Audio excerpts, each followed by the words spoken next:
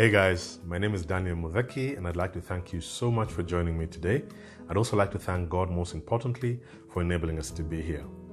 Well guys, in today's video, I'd love us to talk about something that all of us have gone through in our life, and this is fear. And when you read the description of fear, it says that it is an unpleasant emotion or feeling that is triggered by the perception of danger, which could be real or imagined. And when you read that, it gets you thinking, because perception is very, very powerful. Because my friends, what you perceive, you become. Your mind will work tirelessly, day and night, to turn your perceptions into a reality. A good example of the power of perception would be the phobias that we have in life. Irrational fears that are most unlikely to cause us any harm. However, they terrify us completely. Some have the fear of heights. Some have the fear of tight, closed spaces. Some have the fear of water. Some the fear of insects.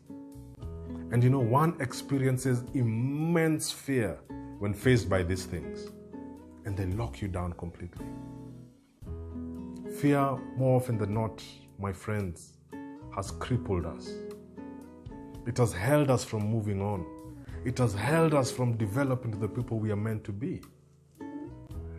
Because we have the fear of failure. We have the fear of rejection. The fear of the unknown. And these things have discouraged you and held back your success, held back your victories, held back the things that God has put in you. And today I'd like us to talk about two stories that I love in the Bible. And one is a story of David and Goliath. Beautiful story.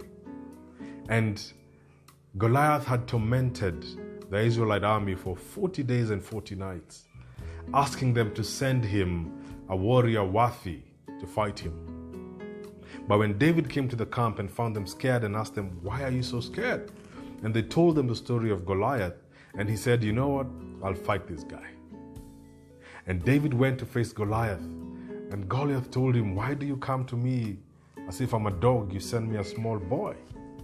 But David told him, "You come to me with your swords and spears and javelin, but I come to you in the name of the living God, the heavens' armies, and today God will give us victory." And sure enough, David won that day.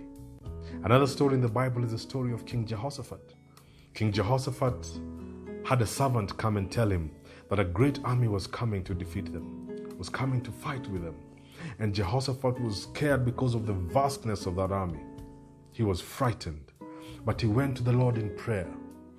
And God told him, "Do not fear, do not be dismayed by the greatness of this army, for I will give you victory, for the battle belongs to the Lord." And sure enough, God gave them victory. He told them, "Stand still and see the salvation of the Lord."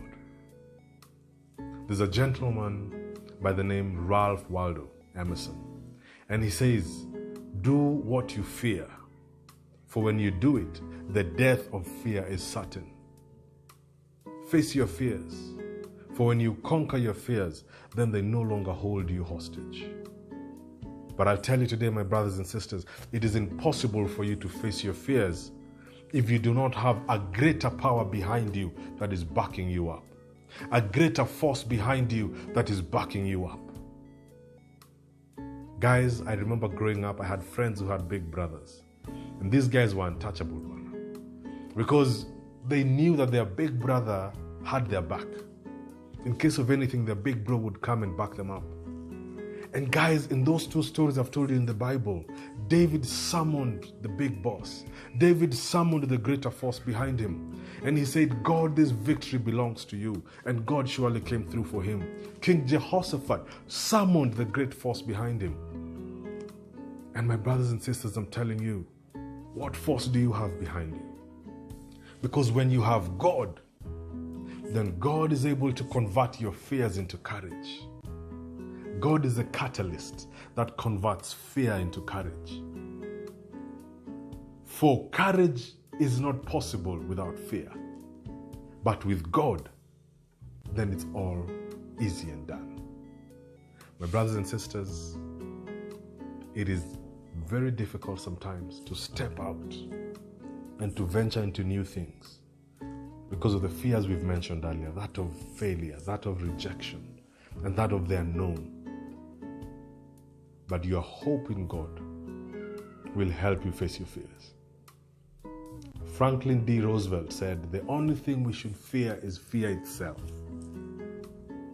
And so today, my brothers and sisters, I want to leave you with something that Les Brown said, that the graveyard is the wealthiest place on earth because there you find dreams and hopes that were never fulfilled, books that were never written, songs that were never sung, inventions that were never shared with the world. And my brothers and sisters, I want to ask you today, what gifts have you kept hidden from the world because of fear? What blessings have you kept hidden from the world because of fear that keeps you hidden, keeps you cocooned in your comfort zone? My friends, do not let fear bury your hopes and dreams. John F. Kennedy said, only those who dare to fail greatly can achieve greatness. And so do not fear, do not be dismayed, for the Lord will be with you. What I tell myself is that he who is in me is greater than the fear. And today I purpose not to allow fear to hold me back. And my request to you, my brothers and sisters, is do not let fear hold you back from achieving that which you were meant to achieve. So until next time, be blessed, take care, and keep safe. And remember, courage will help you face your fears. God will help you face your fears.